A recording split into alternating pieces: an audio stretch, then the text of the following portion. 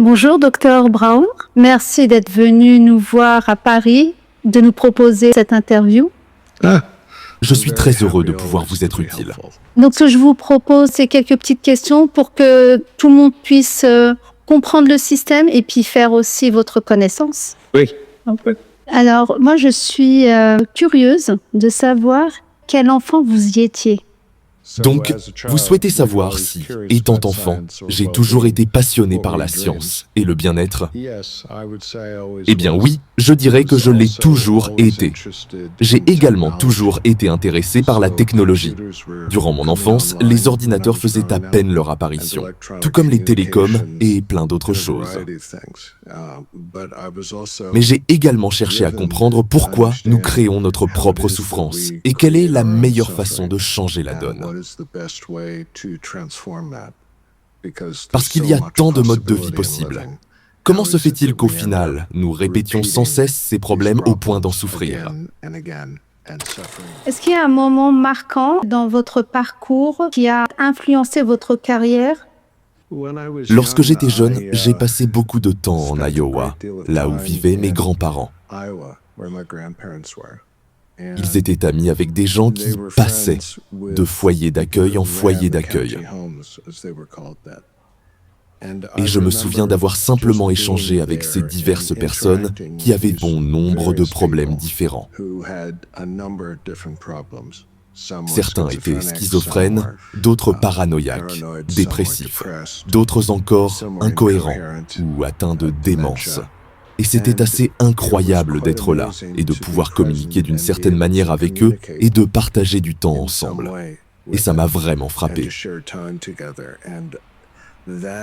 Il s'agit toujours d'une personne avant tout, avec qui vous êtes en train de parler. Comme Aristaque Sullivan disait, nous sommes tous avant tout des humains. Quelle est votre plus grande révélation lors du développement de Neurooptimal? Que ça ait marché. La théorie est une chose, mais voir tout se mettre en place et fonctionner était assez incroyable. Et le développement qui s'est produit au cours du temps a toujours été révélateur. Notamment le fait que ce système était viable et qu'il n'y avait pas besoin d'une autre intervention ou d'un professionnel pour que, à la fin du développement, tout le monde puisse l'utiliser n'importe quand, avec n'importe qui, y compris soi-même.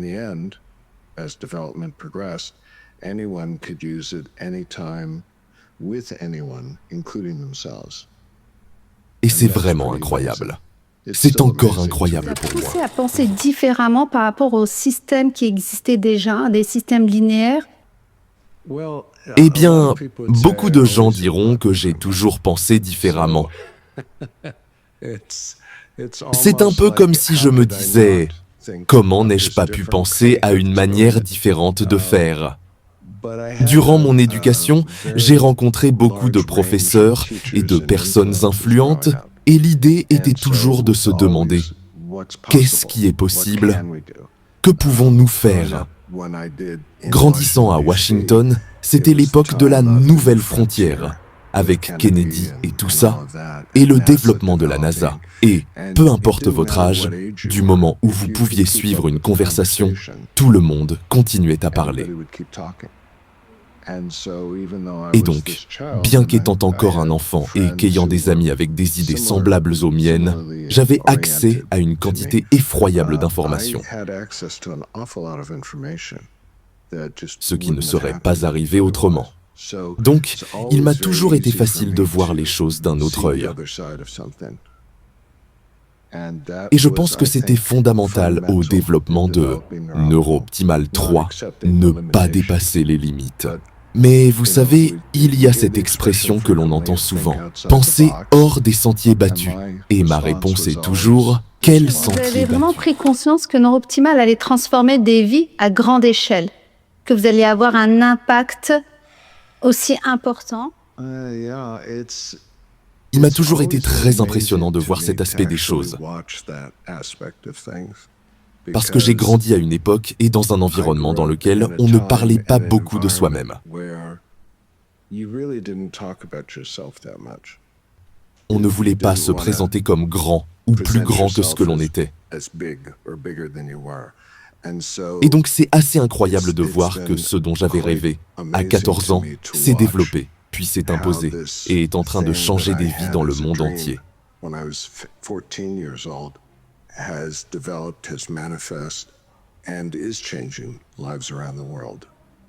Et donc, c'est un peu incroyable, même impensable parfois, et en même temps, je continue de recevoir des histoires de ces gens-là, ce qui est essentiel pour moi.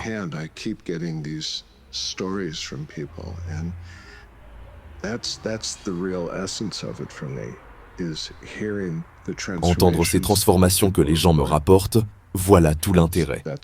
La dernière fois que l'on a regardé le nombre de sessions, il y en avait probablement environ 8 millions. C'était au moment de la sortie de Neuroptimal 3, en 2018. Ce qui est fascinant, c'est que le nombre de sessions n'est pas équivalent au nombre exact de participants, car certains suivent une session et d'autres une centaine. Donc on ne peut pas connaître le nombre exact. Mais nous savons assurément que nous sommes présents dans plus de 75 pays, et même partout dans le monde. Et je continue à entendre sans cesse des histoires. C'est génial. Quel était le plus grand défi que vous avez dû relever en tant que créateur de cette technique unique? La technologie. Oui. Il fallait avoir des ordinateurs disponibles, suffisamment puissants et peu coûteux pour être utilisés.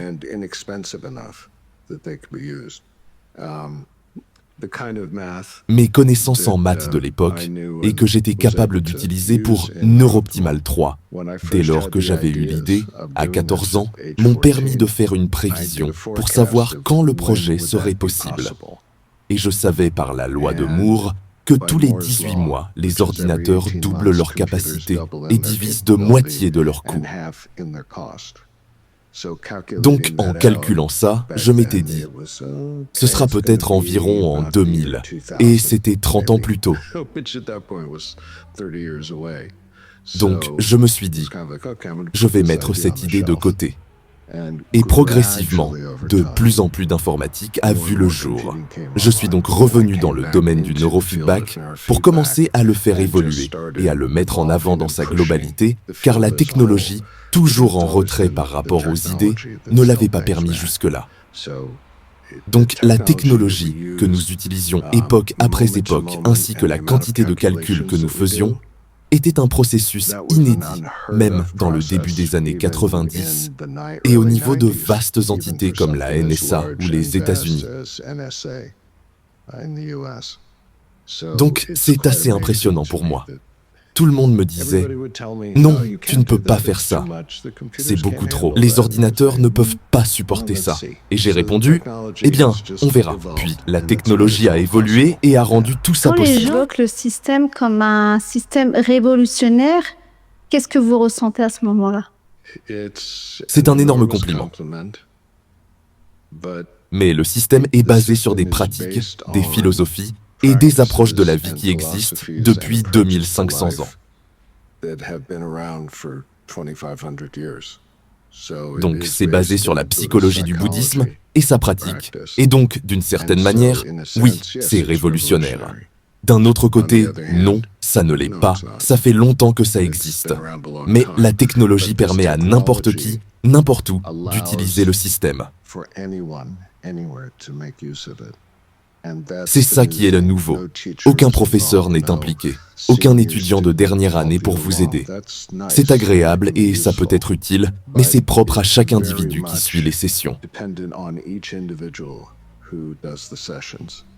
Utile que quelqu'un d'autre fasse la différence pour vous. C'est juste une opportunité, et si vous continuez à l'utiliser, la vie se transforme. Une autre question qui se rapproche un peu de la première, de la précédente plutôt. Votre carrière a touché énormément de vies. Est-ce qu'il y a des moments où vous vous dites que vous avez accompli quelque chose de précieux? Nous avions fait une conférence, il y a plusieurs années, à Palm Springs. Et il y avait des participants qui devaient y assister. Moins de 200 personnes ont participé, plus proche de 100 d'ailleurs. Et je me souviens, à un moment donné, en parlant à tout ce public, d'avoir réalisé « Ok, ça va survivre, ça va perdurer ».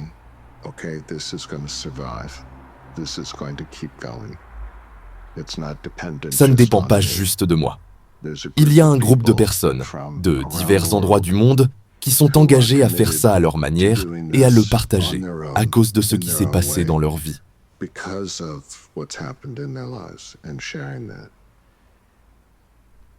Et c'était un moment très agréable pour moi, car j'avais parcouru tellement de chemin depuis mes 14 ans.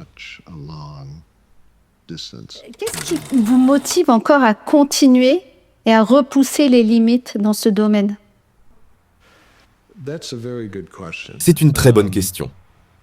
Parce que, à bien des égards, je pense que le système est au dernier stade de développement. J'ai pensé pendant longtemps, lors de la sortie de Neuroptimal 3, en 2018, qu'en fait, nous avions atteint le summum de l'expression de la vision que j'en avais à 14 ans. Et je pense que c'est probablement vrai. Mais la technologie avance et permet toutes sortes de choses que nous n'avions même pas envisagées il y a 10, 20 ans. C'est difficile à avouer, mais beaucoup des choses proposées ou mises en œuvre ratent le coche, plutôt que de faciliter la transformation personnelle et le soulagement de la souffrance.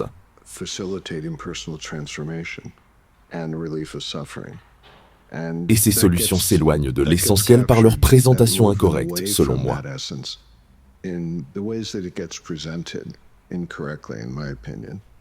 Ce n'est pas d'un traitement ou partie de traitement, et si on le présente ainsi, on sous-estime ce qu'est Neuroptimal et ce qu'il peut faire. D'après mon expérience, ce qui se passe généralement, c'est que les gens viennent en sachant ce qu'ils ne veulent pas, du genre « j'ai des maux de tête ou peu importe, et je ne veux plus de ça ». Ce n'est pas rare pour quelqu'un de dire après quelques séances de traitement « rien n'a changé ». Dans ce cas, vous devez leur parler en leur disant « c'est quand la dernière fois que vous avez eu un tel mal de tête? C'était il y a 3 semaines. Quand vous êtes venu, vous en aviez tous les jours. » Et ils me répondent « oui, c'est vrai, vous avez raison. Je pense que quelque chose a changé finalement, et vous ne dormiez pas beaucoup. » Oh, mais depuis un certain temps, je dors bien. Donc tout change, mais avec fluidité. Il n'y a pas de bouleversement immédiat quand le changement survient. C'est donc facile de se dire « rien ne s'est passé, rien n'a changé ». Tout le monde apprend à marcher. Tout le monde apprend à parler. En fait, personne ne vous apprend à marcher. Les parents soutiennent l'enfant lorsqu'il découvre un nouvel équilibre et de nouvelles façons d'utiliser son corps. Personne ne marche d'un coup.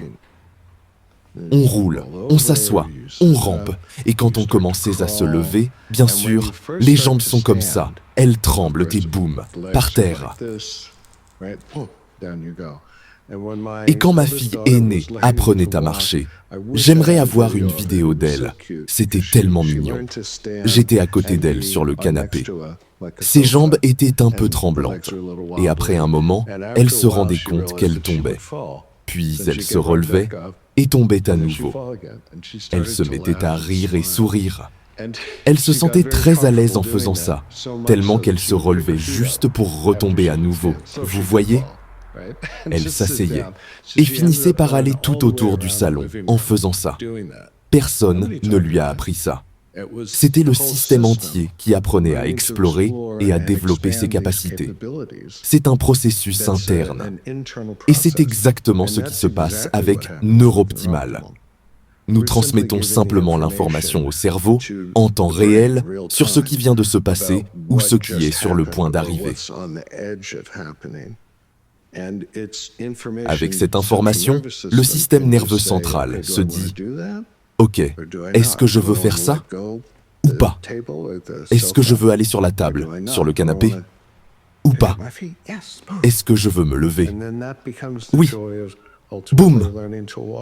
Et puis, ça devient le bonheur d'apprendre à marcher seul. Oui, les parents aident, mais personne n'a reçu un enseignement pour marcher. C'est le processus. Le processus, c'est aider le système nerveux central à engager son propre processus qui s'améliore tout seul avec de nouveaux apprentissages des situations passées très stressantes, fortement émotionnelles et difficiles à gérer, des événements traumatisants par exemple. Et quand vous apprenez quelque chose qui vous permet de survivre, le cerveau se souvient. Ok, je vais survivre. Rien d'autre n'est important. Et si je fais quelque chose de nouveau, qui sait? Donc, c'est ce que le système fait.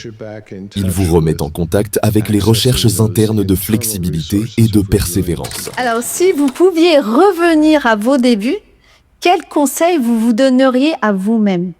C'est toujours une question intéressante, parce qu'on se dit « Ah, si je n'avais pas fait comme ça, tout serait différent. » Eh bien, ça aurait pu être différent, c'est vrai. Ça n'aurait pu ne jamais arriver. Qu'est-ce que je dirais?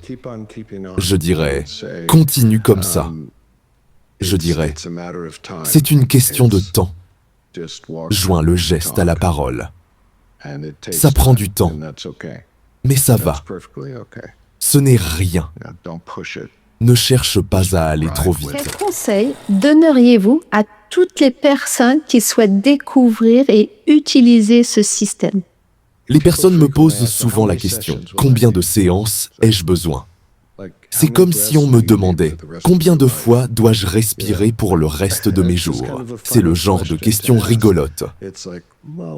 Dans le même genre, de combien de séances de yoga j'ai besoin? Je répondais, jusqu'à la fin de vos jours. Je ne sais pas. C'est comme si je me disais, oh, j'en ai vraiment marre de respirer. Alors je décide d'arrêter de respirer. Et maintenant, on est reparti pour 40 ans. Ça ne marche pas comme ça. Il faut joindre le geste à la parole. Parfois, les gens me demandent « Comment on sait que c'est le moment de faire une séance ?» Si vous ne le savez pas, c'est probablement déjà l'heure. Quand était la dernière fois? Ok, faites-en une autre. Ou souvent, d'autres diront « Je fais confiance à mon conjoint » qui, lui, dit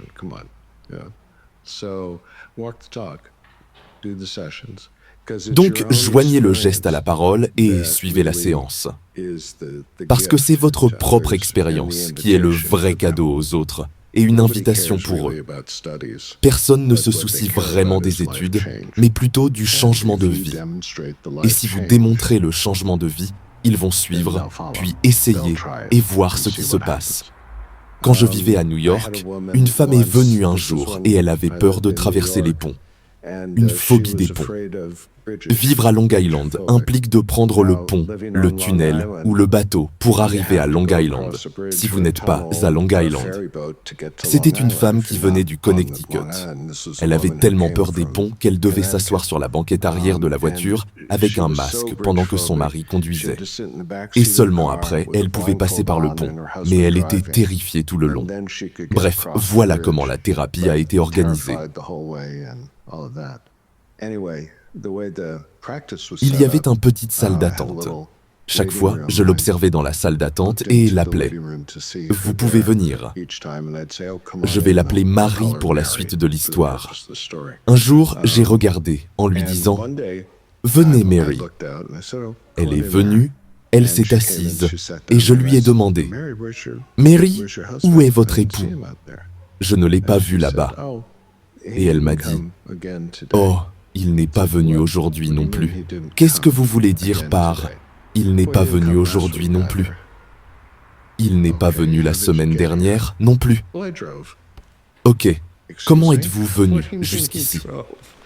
Eh bien, j'ai conduit. Excusez-moi? Qu'est-ce que vous voulez dire par « j'ai conduit » ?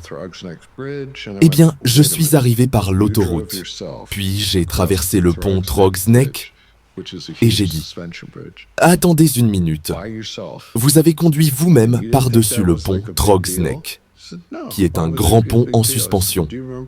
Vous-même, et vous ne pensiez pas que c'était une folie? Non, pourquoi ce serait une folie? Mais vous vous souvenez pourquoi vous êtes venu, vous êtes venu ici? Et elle a réagi comme ça. Oh mon Dieu, c'est vrai. Parce que le changement était tellement évident pour elle qu'il n'était plus imaginable d'avoir cette peur. C'était une chose fascinante. Mais l'autre chose qui m'a toujours marqué m'a été rapportée par un autre formateur. Je n'étais pas personnellement impliqué, mais il s'agissait d'une famille avec une enfant atteinte d'un retard mental. Je crois qu'elle avait 7 ans. Et elle n'avait encore jamais parlé. Rien. Et ils ont commencé à effectuer des séances. Un jour, après quelques séances, la petite fille s'est tournée vers son père en lui disant « Je t'aime, papa ».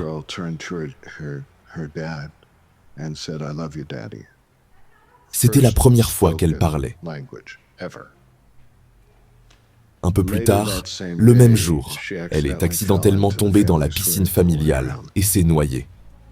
Et bien sûr, quand j'ai entendu cette partie de l'histoire, j'étais horrifié et je pensais « Oh mon Dieu, quelle terrible perte, quelle chose terrible pour la famille ». Quelques jours plus tard, je reçois un email. C'était la famille qui disait « Merci de nous avoir rendu notre fille ».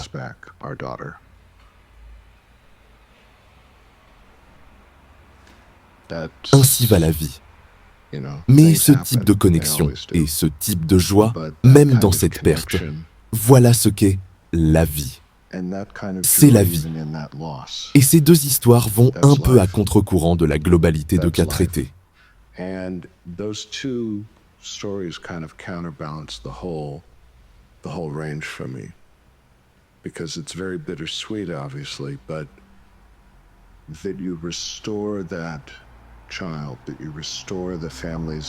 Parce que c'est évidemment très doux amer, mais le fait qu'on ait soigné cet enfant, qu'on ait permis ça, ça change tout. Dr. Brown, merci d'avoir partagé ce moment avec nous. Merci d'avoir partagé votre vision, d'avoir répondu à ces questions. Ça a été un moment pour nous très inspirant et je vous souhaite le meilleur. Merci beaucoup. C'est ce que vous faites, vous et Saïd, et ce que tant d'autres formateurs font qui compte. C'est ça qui a vraiment de la valeur. Je suis ébahi par ce que vous faites. C'est vous qui diffusez et communiquez le message. Moi, je n'ai fait que le produit. Mais c'est vous, et je suis toujours heureux d'être utile et de faire mon possible. Parce que c'est mon job. C'est tout.